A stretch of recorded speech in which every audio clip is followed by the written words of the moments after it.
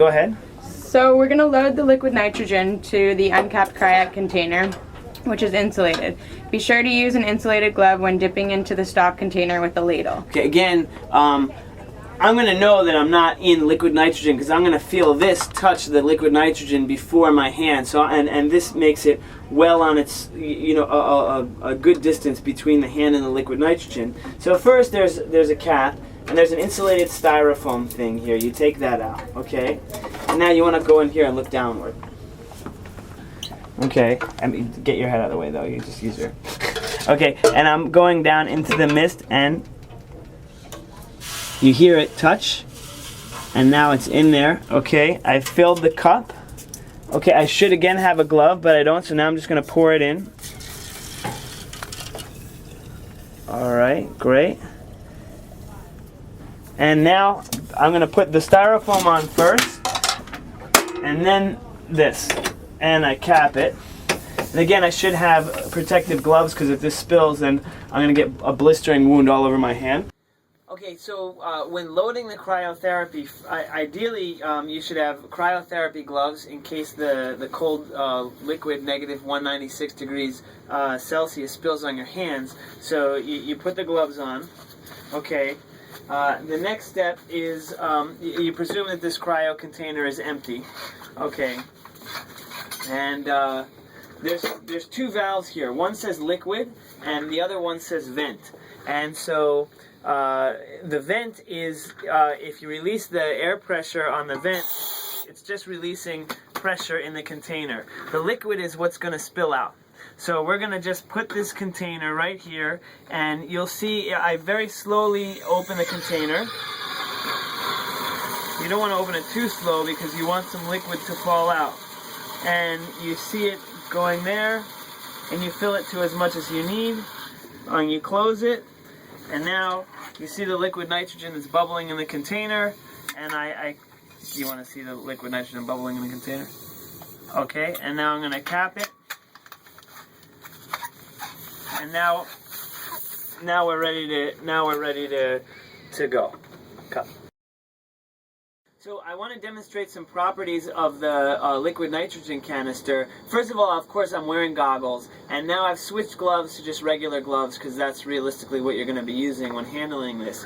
Now, if I press this spray, stuff comes out. Okay? This is a pressure valve, and if too much gas evaporates and pressure builds up, so the pressure will leak out here rather than making this a bomb. Now, if I want to spray a lesion and I'm going like this and like this, you'll notice as this goes more horizontally, eventually the liquid nitrogen falls out. Okay, so you want to keep this no more than, let's say, I don't know, 30 degrees from the horizontal. So if I'm freezing a lesion here, I'm going to have to turn the hand so that it's more comfortable to freeze the lesion. When the canister is full, sometimes you need to open the canister for whatever reason.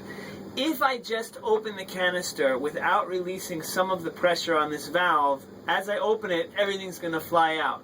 So I want to kind of release the valve first, a little bit, okay, and then open it, and nothing happens. Now I can successfully open it. If I don't relieve the pressure,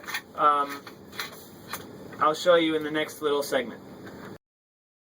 So this is the wrong way to do something, but I did not pull up on this valve thing, and I'm just going to open it, and you'll see, well, you see how like more stuff escapes than it would had I just pulled up on the valve initially.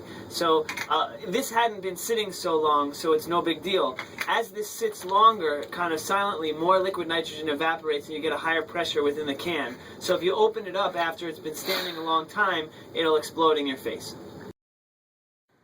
Here we have our target lesion, and if you'll notice my hands, if I just try to you know, aim at this lesion without attaching myself to the patient, I'm using my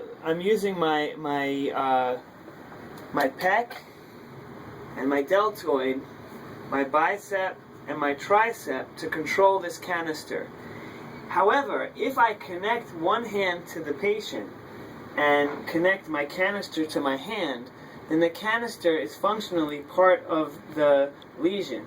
And so what I'm doing is making the lesion and the canister as one unit at a fixed distance, and then I can go ahead and freeze. So there are two ways of pulsing. A common novice mistake is to make one long pulse, such that when I release the pulse, there's going to still be white expanding. So I'm going to do one long pulse, and you think you got the lesion, right? But now the white sometimes expands even beyond the border of what you want to do. What I like to do is do just a micro pulse and see where I'm at, and then continue feeding that pulse from there. And that way I can be very exact in the lesion that I freeze. And even if I make a mistake and go a little extra off to the side, it's not a grave mistake, and I wait until the lesion cools down before I feed it again. So I always keep it cold. Now I want to keep something cold for 10 seconds if it's an actinic keratosis, or 30 seconds if it's a wart.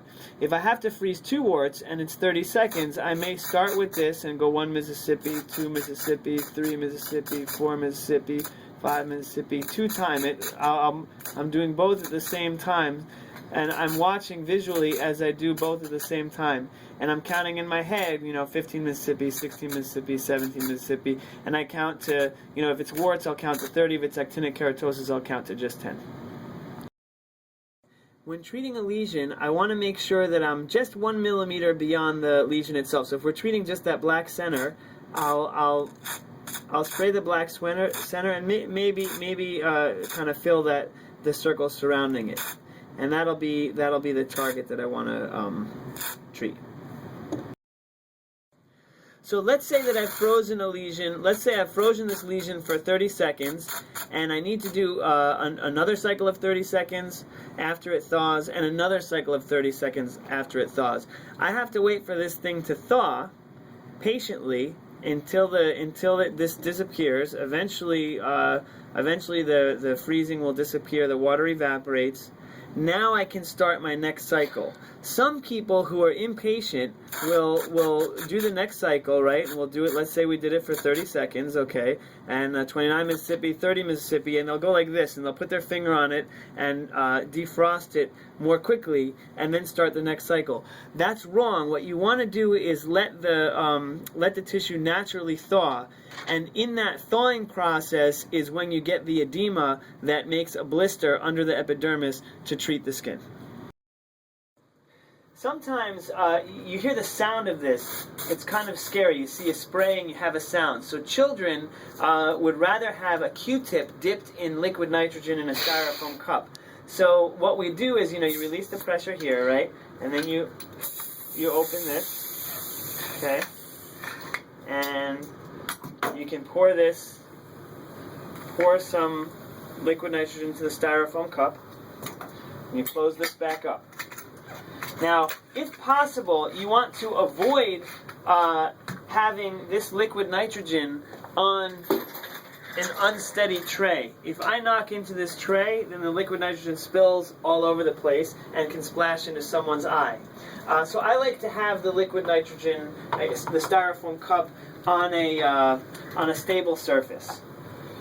The next thing that I'm going to do is open a fresh Q-tip, and if you dip the fresh Q-tip in the liquid nitrogen, not that much liquid nitrogen gets absorbed in the Q-tip, and if I wanted to freeze a lesion, it's going to take a while. So rather, what you want to do is you want to pick away the cotton from the applicator, and you just have to pick a little bit away, unravel it a little bit, so that it can soak up some of the liquid nitrogen.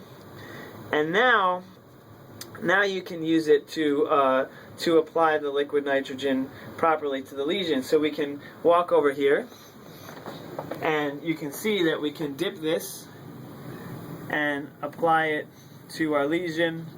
And you have to press kind of hard. If you press gently, it's not enough. You have to really put pressure against against this lesion, and little by little you'll see it will freeze. Now you can see how this is not quite as efficient and not quite as exact as using the spray gun, but it does do the job for small lesions, and children appreciate this sometimes a bit more. Disposing of the liquid nitrogen, first of all, you don't use this for more than one patient. Even though it's negative 196 Celsius and nothing is really going to live in here, you don't use this for more than one patient. So when I'm done with this and I have extra material, well, what do we do with this so that someone doesn't drink it? I don't want to spill it down the drain, freeze the pipes, and crack the drain. But what you can do is you just gently dump it on the floor. You don't toss it on the floor, but you just gently spill it on the floor, and all the liquid nitrogen will evaporate, and it's a nice, neat little shell. Okay, that's it.